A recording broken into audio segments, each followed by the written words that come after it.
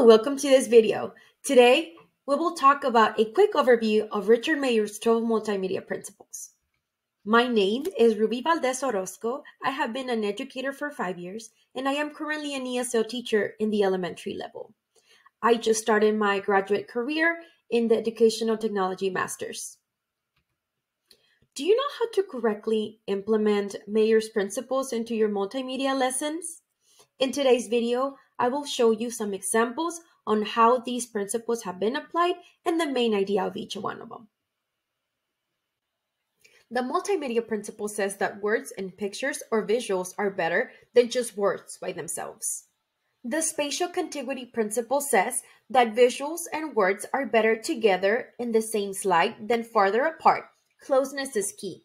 According to Mayer, the temporal contiguity principle says that people learn better when audio narrations are in the same space as visuals rather than first the visual and then the explanation. The modality principle shows that visuals and audio are best for a learner to grasp a concept than just providing animations and a text to explain it.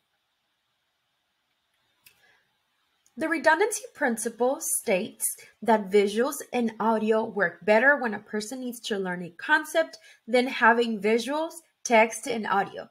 This could cause an information overload. The coherent principle states that the simpler the information, the better. The personalization principle states that whenever you're presenting a lesson, it is best to present the information in a conversational style rather than a formal style. You do not want the learner to disengage because they're not understanding the vocabulary words you're using, having to go investigate the meaning and then come back and keep up with their learning.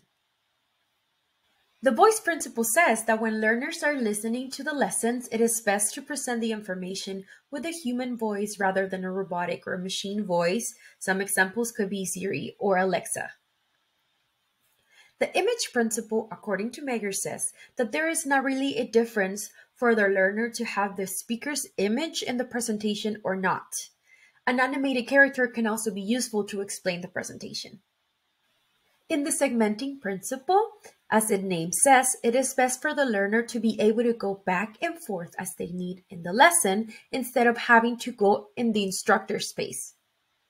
The pre-training principle states that it is best to create a guide or a reference sheet for the learner before the lesson. By doing this and having this resource, the learner is able to understand the concept before it's shown.